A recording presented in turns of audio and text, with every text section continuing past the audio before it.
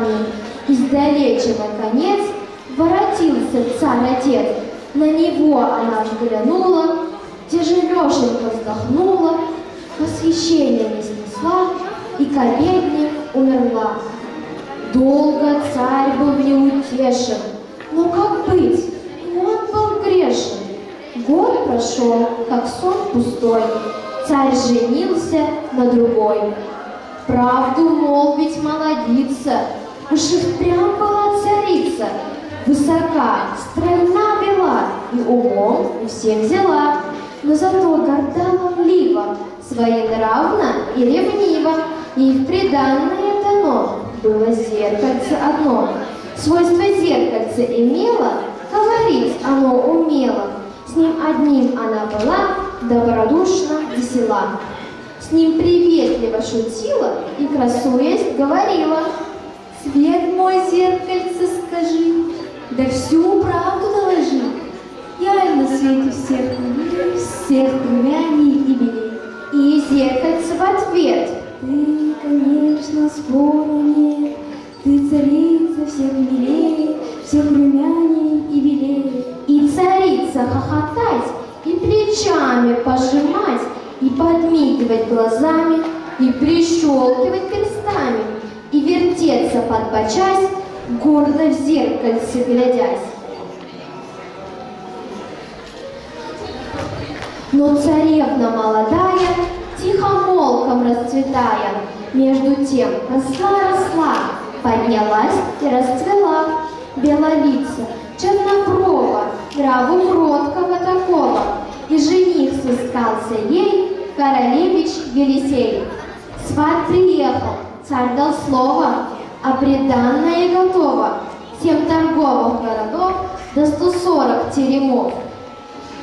На девичник собираясь, вот царица, наряжаясь, перед зеркальцем своим перемолвила с ним: «Я, скажи мне, всех милей, всех румяней и белей». Что же зеркальце в ответ?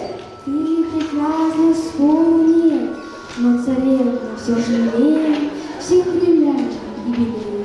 Как царица отпрыгнет, да как ручку замахнет, да по зеркальцу как хлопнет, каблучком да как притопнет.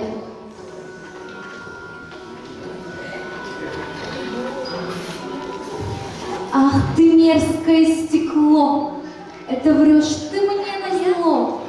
Как тягаться ей со мной? Я в ней дух-то успокою. Ишь, какая подросла, и не диво, что бела. Мать брюхатая сидела, да на снег лишь и глядела. Но скажи, как можно ей быть во всем меня милей? Признавайся, всех я краше, обойди все царство наше, хоть весь мир мне ровный нет, так ли?» Зеркальце в ответ: «А царевна все же милее, всех румяней и белей». Делать нечего, она черной зависти полна. Бросив зеркальце под лавку, позвала к себе чернавку и наказывает ей, как зерной девушке своей, весь царевну в глушь лесную и, связав ее живую, под сосной оставит там на съедение волкам. И молва трезвонит стала: дочка царская пропала. Тужит бедный царь по ней, королевич Елисей. Помолясь усердно Богу, отправляется в дорогу за красавицей душой, за невестой молодой.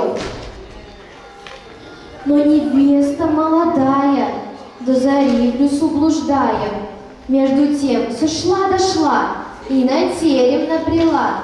Ей навстречу пес залая прибежал и смолк, играя. В ворота вошла она, на подворье тишина. Пес бежит за ней, ласкаясь, а царевна, подбираясь, поднялась на крыльцо и взялась за кольцо. Дверь тихонько отворилась, и царевна очутилась в светлой горнице, кругом лавки, крытые ковром, под святыми стол дубовый, печь пришли Жанкой из Ростовой. Видит девица, что тут люди добрые живут. Знать, не будет ей обидно, никого меж тем не видно. Дом царевна обошла, все порядком убрала. На палатик забралась и тихонько улеглась. Час обеда приближался, топот по двору раздался. Входят 7 богатырей, 7 румяных усачей. Старший молвил: «О, диво, все так чисто и красиво!» «Ну-ка терем прибирал, да хозяев поджидал». Тоже выйти покажися, с нами честно подружися. «Коль ты старый человек, дядей будешь нам, наверное». Коль пара куренем, братец будешь нам названным. Ой, старушка, будь нормально, станет замечать. Как ты красная девица, будь нам милая сестрица. И царевна к ним сошла, честь хозяям отдала. Пояс низко поклонилась, закрасневшись, извинилась, что в гости к ним зашла, хоть звона и не была. Вмиг по речи те познали, что царевну принимали. Усадили в уголок, подносили пирожок, рюмку полную наливали, на подносе подавали. От зеленого вина отрекалась она, пирожок лишь разломила, да кусочек прикусила. Братья милую девицу полюбили, к ней светлицу раз лишь только расцвело, всех их 7 вошло.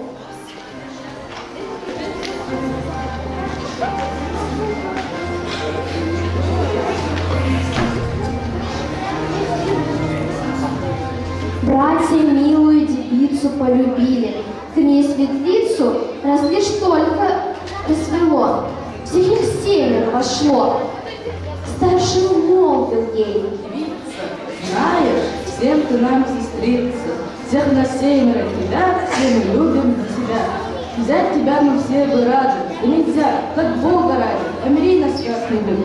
Одному женою будь, впрочем, ласковой сестрою. Что ж качаешь головою, аль отказываешь нам, аль товарнику. «Ой, молодцы честные, братцы вы мои родные!» Им царевна говорит: «Калимбу, пусть Бог велит, не сойти же мне с места, как мне быть? Ведь я невеста, для меня вы все равны, все удалы, все умны, всех я вас люблю навечно, но другому я навечно отдана, не всех Андрей Королевич Елисей». Братья молча постояли, да в затылке почесали. Просто древность. Старший молвил, поклонясь: Но никак не займутся ушаком. «Я не сержусь», — тихо молвила она. «Отказ мой не вина». Женихи ей поклонились, потихоньку удалились, и согласны все опять стали жить да поживать. Между тем царица злая, про царевну вспоминая, не могла простить ее, а на зеркальце свое долго дулась и сердилась, наконец об нем хватилась и пошла за ним, и сев, перед ним забыла гнев. Красоваться снова стала и с улыбкою сказала: «Здравствуй, зеркальце, скажи, да всю правду доложи. Я на свете всех хмелей, всех хмеляний и белей». И зеркальце в ответ: «Ты прекрасно слово мне, но живет без всякой славы среди зеленой дубравы. У 7 богатырей, так что все тебя милее». И царица налетела на чернавку: «Как ты смела обмануть меня? И в чем?» Та призналась во всем. Так и так царица злая, ей рогаткой угрожая, положила или не жить, или царевну погубить.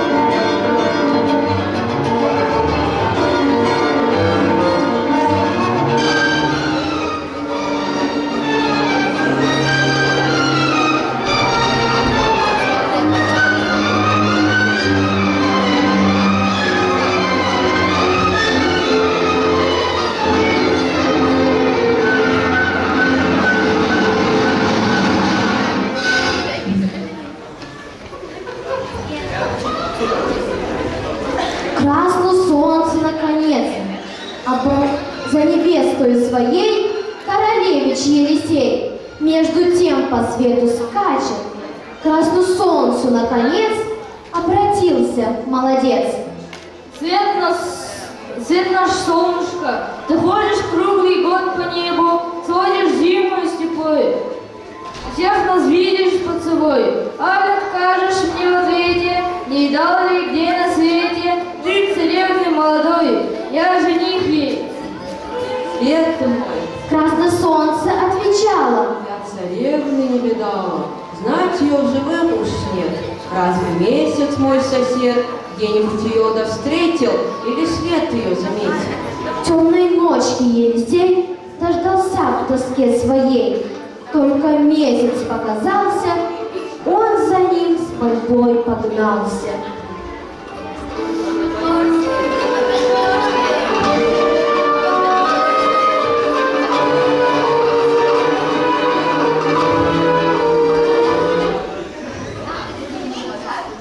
Месяц, мой дружок, позолоченный рожок, ты встаешь во тьме глубокой, круглолицей, светловой, и обычай твой любя, слезы смотрят на тебя. Аль откажешь мне в ответе, не дал ли где на свете, ты царевны молодой, я жених ей.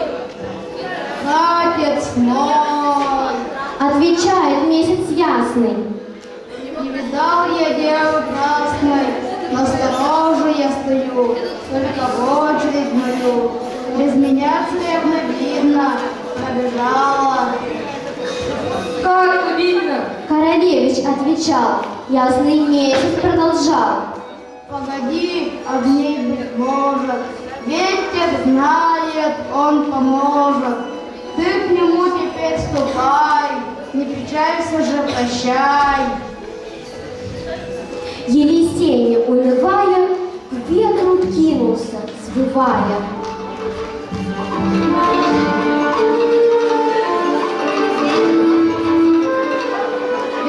ветер, ты могуч, ты гоняешь стаи туч, ты волнуешь синее море, всюду веешь на просторе, не боишься никого, кроме Бога одного. Аль откажешь мне в ответе, не дал ли где на свете, ты царевны молодой, я жених ее. Постой! Отвечает ветер буйный. Там за речкой тихоструйной есть высокая гора, в ней глубокая нора.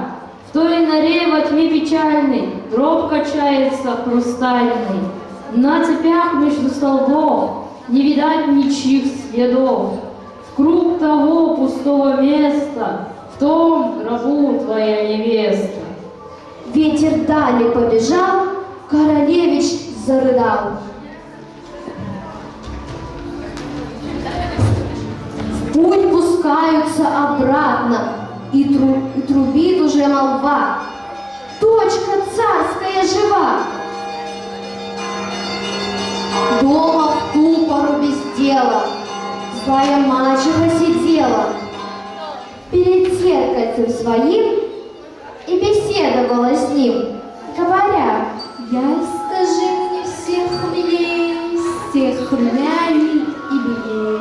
и услышала в ответ: Ты прекрасна, слова нет, но царевну все же милей, всех румяней и белей. злая мачеха, вскочив, о пол зеркальца разбив, в двери прямо побежала и царевну повстречала. Тут ее тоска взяла, и царица умерла. Лишь ее похоронили, свадьбу тотчас учинили, и с невестой своей обвенчался Елисей.